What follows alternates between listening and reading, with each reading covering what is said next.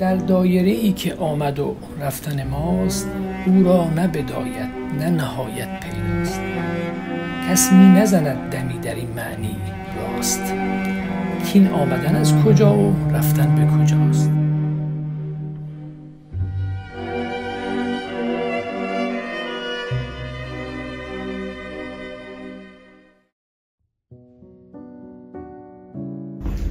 ولی من فکر کنم تو صحبت سوال قبلی من خدمتتون عرض کردم. ببینید در نظریه بدانه کوانتومی یا در نظریات بنیادی دو تا رهیافت متفاوت هستش. یه بار این که مثلا فرضاً به شما یه لاگرانژیان میدن و بهتون میگن که بیاید تقارنش رو بررسی بکنید، کمیت‌های کانزروش رو به دست بیارید. شما باید یک در واقع تحت یه تبدیلی در واقع ورزش بدید لاگرانژیان رو و از این طریق بیایید ببینید کمیت‌های کانزروتون چی هستش رو که به گروه‌ها مرتبط میشه. رهیافت دیگه ای که بیشتر مرسوم هستش که شما میخواید یه مدلی رو بسازید مثلا و برای ساختن در واقع لاگرانژیان اون مدل و کنشش باید ناوردهای پیمانه‌ای رو دنبال بکنید و با توجه به در واقع نتایجی که از قبل میدانید اینکه مثلا فرضاً کمیت کانزرو مثلا بار هستش یا ایزو اسپین هستش و گروه‌های مرتبط به این در واقع مفاهیم سعی میکنید که ترم‌های به لاگرانژی اضافه بکنید و با توجه به اون نوع تبدیلاتی که ناشی از اعمال اون گروه هستش بدین طریق به لاگرانژیان مرتبط مدل مضبوط برسید با توجه به اون در واقع ناوردایی ناشی از گروه. عرض کردم مثلا تو نیروی الکترومغناطیس شما ملاحظه میکنید که اگر بیاید روی میدان مضبوط یک فاز رو که عضو گروه یک هست اعمال بکنید ملاحظه میکنید که در واقع ناوردایی یه پیمانه‌ای حاکم هستش یا CO2 رو بر روی در واقع الکترومغناطیس بر روی نیروی هسته‌ای ضعیف به عنوان پیمانه‌ای ناوردا بودن ایزو اسپین میکشید بیرون یا SU3 رو یا SU3 رو که در واقع بیانگر کوارک‌ها هستن و QCD و در مدل استاندارد هستش رو برای این مدل میکشید بیرون. بنابراین دو رهیافت متفاوت هستش که به نظر من رهیافت دوم بیشتر دارن کار میکنن. این مدل سازی و دنبال این برن که باید این مدل مزبور ناورده یه پیمانی داشته باشه و گروه مزبور رو روش تحمیل میکنن و ترم ها رو متناسب با همون میچینن. فکر میکنم اینطور بشه به این سوال شما پاسخ داد.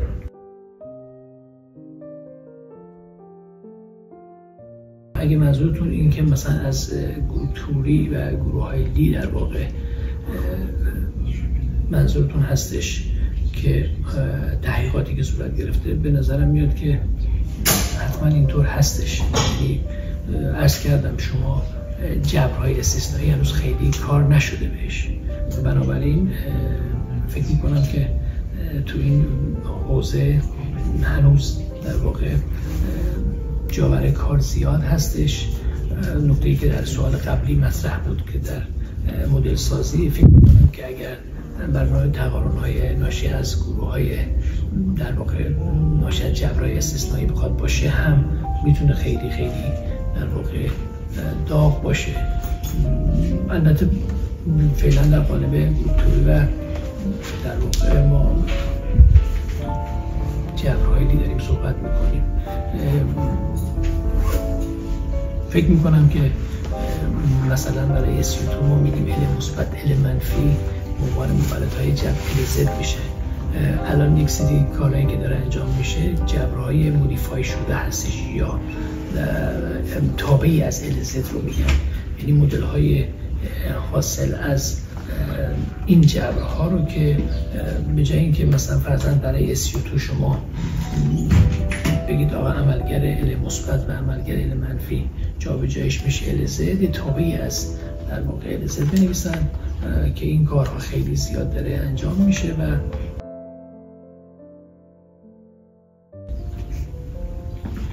حالا من فکر میکنم که گرانش کوانتومی حوزه‌ای باشه که هنوز در واقع جا برای کار داره. به هر حال بین ارتباط بین نیروی گرانش و مدل استاندارد و فکر میکنم جبرهای دی استثنایی حوزه‌ای هستش که خیلی روش میشه کار کرد. فکر میکنم که مدل‌های کالگرو ساترلند و استفای چند جسمی هستش و ارتباطش با روت اسپیس گروه‌های لی هستش جا برای کار به نظرم میاد داشته باشه. فکر میکنم که به نحوی هوش مصنوعی رو دخالت دادن تو این امر یا استفاده از هوش مصنوعی و شبکه‌های در واقع عصبی و یادگیری ماشین به نظرم میاد که میتونه در این کارها خیلی مفید باشه، جا برای کار داره. به نظر میاد که برای اینفورمیشن تئوری و در همتنیدگی مباحثی که به گروپ تئوری خیلی در واقع وابسته هستش یا گروپ تئوری توشون زیاد دیده شده، بنابراین فکر میکنم که این حوزه‌ها موضوعی هستش که میتونن به روز باشن و خیلی جا برای کار به نظرم میاد داره و دارن انجام میدن. چیزی که به شخص من دارم کار میکنم با دانشجوهای من روی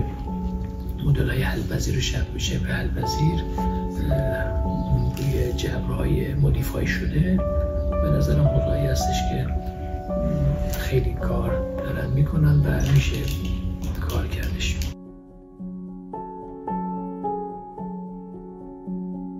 به هر حال فکر کنم حداقل حالا همه ما متوجه شدیم که فهم فیزیک بدون ریاضی مقدار سخته به اگرم بخواد باشه مثل کیفی هستش. به هر حال ریاضیات دقت داره، وضوح داره، قابل پیش بینی برای آینده خواهد بود. یعنی شما اگه بخواید یک قانون فیزیکی رو به زبان ریاضی بیان بکنید اون وقت میتونید در واقع پیش بینی های بعدیش هم داشته باشید. پس به نظر من که بدون ریاضی یه مقدار سخت هستش که آدم فیزیک رو بفهمه یا بدون بیان بکنه، ولی خب جالب هستش که اگر ساختار چیده بشه دقتش جوری خواهد بود که شما میتوانید بعدا به صورت کیفی هم روش بحث داشته باشید. شما مثلا برای همون قانون نیوتن میتونید دقیق میتوانید در واقع مسیر حرکت ذره رو با مباحث روابط ریاضی بیان بکنید یا مدل شرودینگر رو چیدید برای مکانیک کوانتومی به طوری که بتونید در واقع احتمالات رو بررسی بکنید و این بر مبنای مباحث روابط ریاضی خودش رو خیلی خوب نشون میده. شما نمیتونید بدون در واقع ریاضیات روی فضای خمیده و در واقع هندسه ریمانی گرانش رو در واقع توضیح بدید یا به قول معروف نتایج اونو خوب تفسیر بکنید. بنابراین این اجتناب ناپذیر هستش به نظر من، ضمنی که شبیه سازی هایی که در واقع از روابط ریاضی میشه استخراج کرد هم میتونه مکمل این جواب باشه.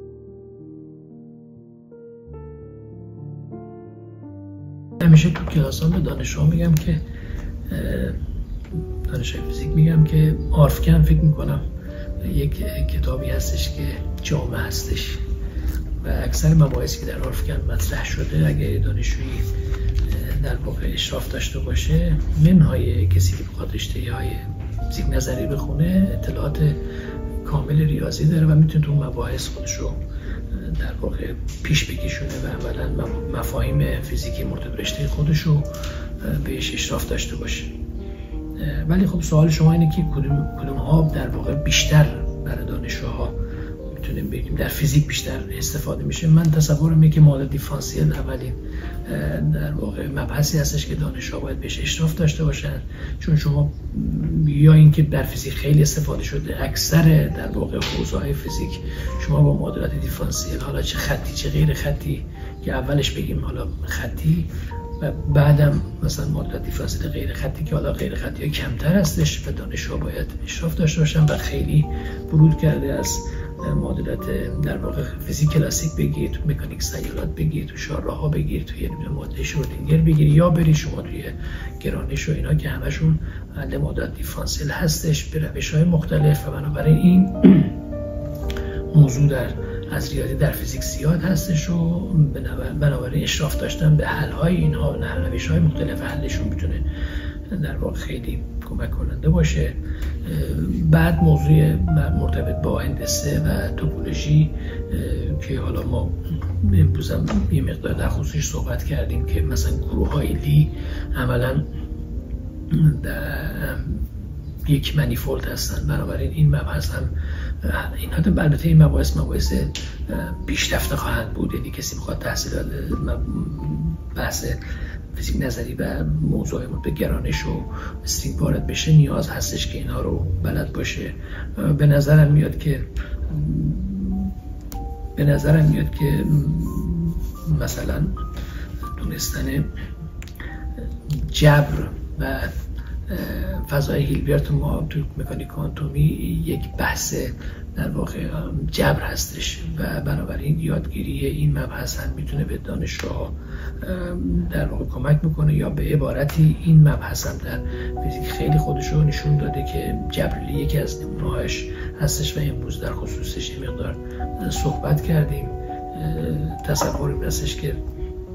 توابع مختلط میتواند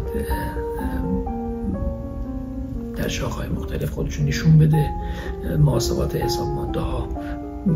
به نحوی یا معادلات انتگرال، تبدیلات انتگرال به نحوی، این مباحثی هستش که زیاد در فیزیک دیده میشه. حتی حساب ورزشی که عرض کردم اکثرا توی همون آرفکن خودش رو نشون داده. حالا ترجمه کتاب آرفکن 2 جلدی هستش، ما جلد دوم رو کم در واقع میبینیم یا کم میشه تو مقطع کارشناسی، ولی مباحث حساب ورزش که شما توی فیلد تئوری زیاد بهش رجوع میکنید هم در اونجا خودش رو نشون داده. ولی به نظرم میاد معادلات دیفرانسیل، بعد نمیدونم فضای خمیده و هندسه توپولوژی و تانسورها و به ترتیب مباحث دیگه مباحث در واقع مهمی هستن که فکر میکنم دانشجوها لازم هستش که اشراف داشته باشن یا اگه بهشون بیشتر بها بدیم به نفع ما خواهد بود.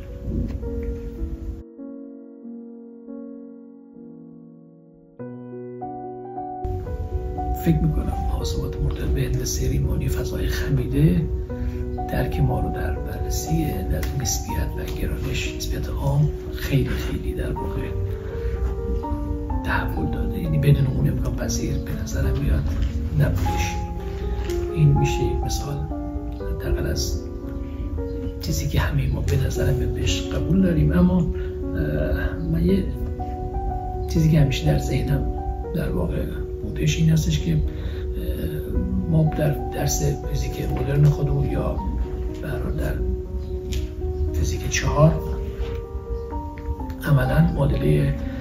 عدم قطعیت هایزنبرگ رو داریم که مثلا میگیم عدم قطعیت در اندازه‌گیری مکان و تکانه دلتا ایکس در دلتا پی بزرگتر از اچ بار دوم هستش و این رابطه رو حالا شاید به صورت شهودی بخوایم در واقع بحث بکنیم یا به صورت کیفی بحث بکنیم، ولی همه هم میدونیم که این رابطه از یک در واقع مبحث ریاضی خودش رو نشون داده تحت عنوان نامساوی شوارتز، در واقع که در واقع 2 تا حالت داشته باشیم، ضرب مدول اولی مدول دومی تک تکشون، یعنی مثلا فی در فی و در واقع سای در سای که نرم فی باشه و نرم سای باشه و اگر فی و سای رو 2 حالت بگیم این میشه حاصل ضرب این 2 تا نرم از حاصل ضرب داخلی فی و سای بزرگتر هستش. به عبارت مساوی شوارتز به من در واقع چی رو داده، به من عدم قطعیت هایزنبرگ داده. بنابراین یک بحث ریاضی در جبر منجر به این شده که ما یک مفهوم زیبای فیزیکی و تحت عدم قطعیت رو که در اندازه‌گیری مطرح میشه میکشیم بیرون و هممون میدونیم که خب بحث‌های مربوط به در واقع انتنگلمنت و در همتنیدگی یک جورایی با این روابط مرتبط با عدم قطعیت خودش رو در واقع نشون میده. فکر میکنم این میتونه یک مثال دیگه از این بحث باشه که شما مطرح کردید بیان کردش.